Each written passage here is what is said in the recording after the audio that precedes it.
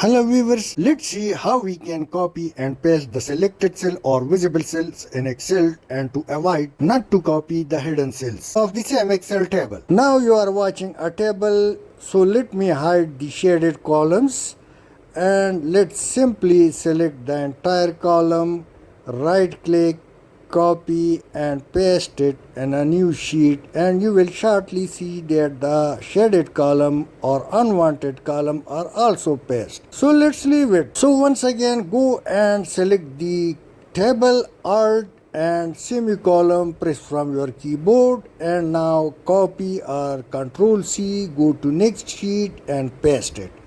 Only the required columns has been pasted. Now let me once again hide and unhide the same and do it on the second method. Now the entire table has been copied, and go to next sheet, and now let's simply click paste special, open it, but select keep source column with bracket W.